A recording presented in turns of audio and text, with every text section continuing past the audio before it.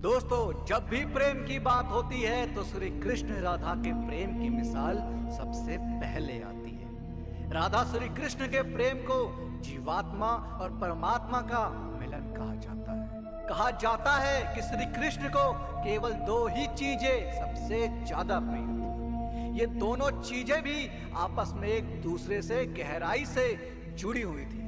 वो थी बांसुरी और राधा। लेकिन किसी को ये नहीं पता कि राधा जी की मृत्यु कैसे हुई। तो आइए जानते हैं। कृष्ण के वृंदावन छोड़ने के बाद से ही राधा का वर्णन बहुत कम हो गया। राधा और कृष्ण जब आखिरी बार मिले थे तो राधा ने कृष्ण से कहा था कि भले ही वो उनसे दूर जा रहे हैं, लेकिन मन से कृष्ण हमेशा उनके साथ ही रहेंगे। इसके बाद कृष्ण मथुरा गए और कंस और बाकी राक्षसों को मारने का अपना काम पूरा किया। इसके बाद प्रजा की रक्षा के लिए श्री कृष्ण द्वारका चले गए और द्वारकाधीश के नाम से लोकप्रिय हुए। जब कृष्ण वृंदावन से निकल गए तब राधा की जिंदगी ने अलग ही मोड़ ले लिया था। राधा की शादी एक यादव से हो गई। राधा ने अपने दाम्पत्य जीवन की सारी रस्में निभाई और बूढ़ी हो गई, लेकिन उनका मन तब भी कृष्ण के लिए समर्पित था।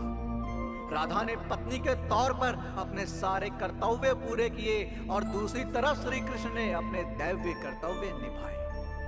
सारे कर्तव्यों से मुक्त होने के बाद राधा आखिरी बार अपने प्रियतम कृष्ण से मिलने गई।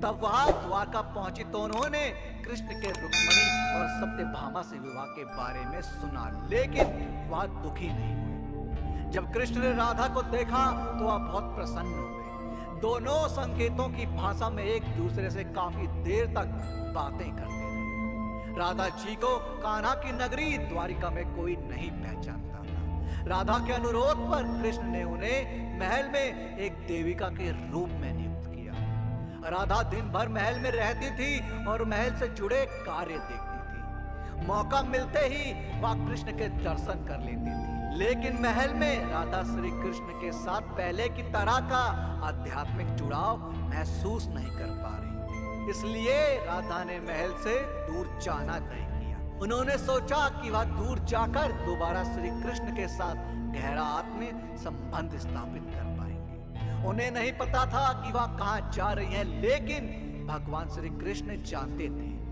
धीरे धीरे समय बीता और राधा बिल्कुल अकेली और कमजोर हो गई। उस वक्त उन्हें भगवान श्री कृष्ण की आवश्यकता पड़ी।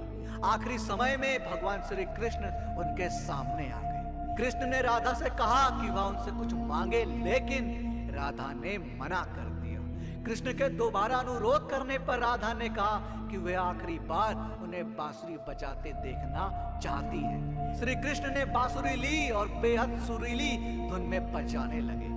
श्री कृष्ण ने दिन रात बांसुरी बजाई जब तक राधा आध्यात्मिक रूप से कृष्ण में विलीन नहीं हो गई। बांसुरी की धुन सुनते सुनते राधा ने अपने शरीर का त्याग कर दिया। हालांकि भगवान कृष्ण जानते थे कि उनका प्रेम अमर है, बावजूद वे राधा की मृत्यु को बर्दाश्त नहीं कर सके। कृष्ण ने प्रेम के प्रतीकात्मक अंत के रूप में बांसुरी तोड़कर झाड़ी में फेंक दी। उसके बाद श्री कृष्ण ने जीवन भर बांसुरी या कोई अन्य वादक यंत्र नहीं बजाया। कहा जाता है कि जब द्वापर युग में नारायण ने श्री कृष्ण का जन्म लिया था तब मां लक्ष्मी ने राधा रानी के रूप में जन्म लिया था, ताकि मृत्यु लोक में भी वे उनके साथ ही रहे।